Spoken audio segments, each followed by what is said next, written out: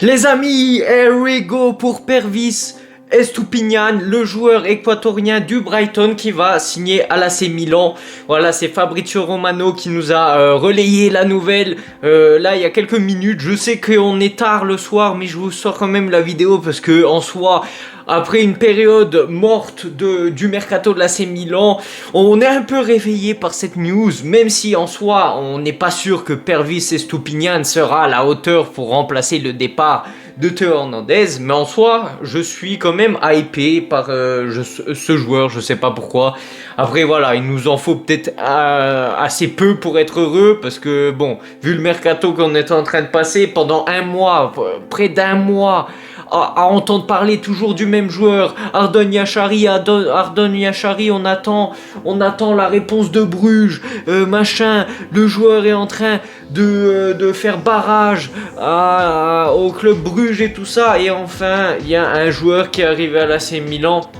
Et comme je vous l'ai dit, c'est super important de faire le mercato le plus tôt possible pour que les joueurs puissent venir le plus tôt possible à l'AC Milan, qu'ils puissent s'habituer aux habitudes, qu'ils puissent s'adapter aux entraînements, au groupe, à Milanello et au schéma tactique de l'entraîneur. Donc c'est super important, et pour moi on est encore en retard parce que jusque maintenant on a fait les matchs d'entraînement sans nos deux défenseurs latéraux titulaires. Voilà, on a des gros trous dans l'équipe.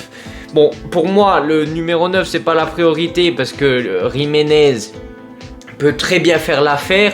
Mais pour moi, on a vraiment deux trous sur le côté gauche qu'on a été comblé du coup avec Pervis Estupiñán, et sur le côté droit on avait essayé d'aller chercher Marc Poubil, mais apparemment ça c'est compliqué. Mais enfin bref, on va dédier cette vidéo rapide à Pervis Estupiñán, du coup le joueur de 27 ans équatorien de 1m75 pour 73 kg. C'est un défenseur gauche, mais vu qu'il est assez offensif, un peu dans le style de Théo Hernandez, il peut jouer aussi milieu gauche. Et il avait été entraîné par De Zerbi, et De Zerbi avait dit que c'était un des meilleurs latéral gauche en Europe. Donc voilà, moi De Zerbi c'est un entraîneur que j'aime bien, et qui nous sort de telles paroles, ça fait rêver. Après à voir parce que voilà, comme j'ai toujours dit, il y a plein de facteurs qui font qu'un joueur soit bien dans un club ou non, qui s'exprime à 100%. Donc voilà, on verra bien. Il faut pas s'exalter non plus. Là, si je suis heureux, c'est parce qu'il y a enfin quelqu'un qui a bougé son cul. Parce que moi, j'ai l'impression qu'on a été chercher Iglitar, et enfin pour avoir un défenseur, un directeur sportif. Sauf que tant qu'il y aura Giorgio Furlani qui sera toujours là à contrôler tout le mercato, alors que, je répète, il n'a aucune compétence footballistique, parce que ça doit être juste le comptable, celui qui s'occupe des comptes de l'AC Milan, ça doit pas être celui-là qui doit avoir la décision finale sur le mercato. C'est clair que Iglitar, il peut pas aller te créer un gouffre financier en allant chercher Mbappé, mais je pense qu'il est assez conscient et il est assez grand pour faire le mercato tout seul avec le budget qu'on lui donne. Donc tant qu'il y aura cette vermine de Giorgio Furlani, les opérations de mercato dureront toujours 300 ans, parce que j'ai l'impression que Iglitar a ses petits chouchous, et sauf qu'il y a toujours Giorgio Furlani pour faire barrage. Par exemple pour Granit Xhaka, il y avait Iglitar qui voulait aller chercher, mais au final Giorgio Furlani était contre, parce que forcément il était trop vieux. Donc quand un joueur est trop vieux, il a plus trop de valeur marchande. Donc pour le revendre plus tard, c'est très mal vu de la part de Giorgio Furlani. Donc il fait barrage pour ce type d'opération. Il a fait une exception pour Luka Modric, mais forcément il y a le gain des maillots qui sera vendu grâce à lui. Enfin bref, on se refocalise sur Pervis Estupiñán. J'ai fait une petite pique toujours à la direction, voilà, et il y a de quoi dire. On revient au temps où des gens avaient réussi à critiquer Paolo Maldini quand il était directeur technique, et du coup Frédéric Massara, son collègue qui était directeur sportif. en disant oui, ils ont acheté Charles de Ketelaere, mais on a très bien vu qu'en fait ils peuvent pas faire le mercato comme ils veulent, et c'est pour ça que pendant 2 ans il n'y avait pas de directeur sportif, parce que ça a arrangé Giorgio Furlani. Et en fait, la situation qu'est en train de vivre Iglitare, en fait, Paolo Maldini l'avait déjà vécu. Donc, ça parle d'une opération de 17 millions d'euros plus 2 de bonus. Donc, le joueur voulait absolument venir à l'AC Milan. Il avait un bon de sortie de la part de Brighton. Voilà, il avait une promesse avec le Brighton comme quoi il pouvait quitter le club pour aller dans un plus grand club. Donc c'est quand même un joueur qui a 74 matchs avec le Villarreal et en 2022 il a été transféré en Première Ligue à Brighton où il a effectué 104 matchs pour 5 buts et 14 passes décisives. Alors, c'est clair que c'est pas le même rendement que Théo Hernandez. Mais avant que Théo Hernandez vienne à l'AC Milan, c'était pas un goleador, un assist man comme il a pu l'être à l'AC Milan. Bon, après il faut dire que quand Théo Hernandez est venu à l'AC Milan, il était beaucoup plus jeune. Là on parle d'un joueur quand même qui a 27 ans. En espérant qu'il a pu se faire assez d'expérience pour ne pas subir la pression que peut faire ce transfert, que peut créer ce transfert, parce qu'il est quand même là pour remplacer Théo Hernandez.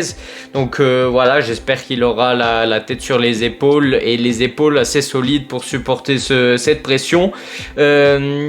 Moi, ce qui me fait juste un petit peu peur, aussi il a joué 48 matchs avec l'Équateur, donc son équipe nationale, avec 4 buts et 4 passes décisives.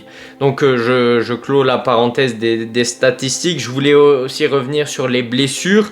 C'est ça qui me fait peur, donc, parce que c'est un joueur qui a l'air de beaucoup se faire des blessures musculaires, comme par exemple dans la saison 2024-2025, il y a eu 2 périodes où il était blessé. Une période de 140 jours où il était blessé, ce qui lui a fait manquer 17 matchs quand même, et 30 jours blessés encore en 2024-2025, excusez-moi, avec 5 matchs manqués. Donc voilà, de toute façon, je vous mets le screen de toutes ces blessures. Même en Espagne quand il jouait, il s'est quand même pas mal blessé. C'est ça qui me fait un petit peu peur. Après, quand on avait été chercher aussi Christian Pulisic, excusez-moi, à Chelsea, on avait peur aussi des blessures parce que c'était souvent un joueur blessé à Chelsea et voilà, au final il est venu à l'AC Milan et tout s'est bien passé. Donc voilà, on va croiser les doigts. Pour moi, de ce que j'ai vu quelques vidéos parce que le joueur, forcément, je le connaissais pas. J'ai vu quelques vidéos. Ça a l'air d'être un joueur très rapide, assez offensif quand même. Après, voilà, il fait un peu le taf en défense. Mais je pense que vu qu'Allegri est un entraîneur qui mise beaucoup plus sur la défense, forcément je pense que le défenseur droit devra être un défenseur vraiment qui sera ancré et qui sera spécialiste dans la défense, un peu moins sur les attaques, les centres, les débordements à la Théo Hernandez.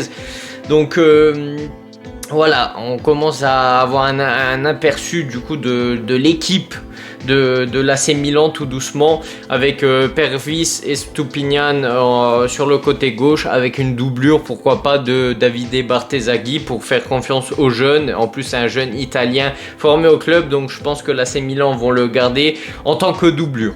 Donc voilà, bienvenue à toi Pervis Estupiñán.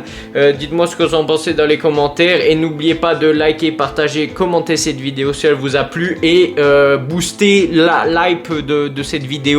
Voilà, allez à côté de l'espace commentaire, faites glisser et donnez-moi des points de hype si la vidéo vous a plu. Et on se retrouve pour une prochaine vidéo. Sur ce, ciao ciao. Today's gonna be a good day. Wake up. Today's gonna be a good day. Wake up. Today's gonna be a good day. Wake up. Today's gonna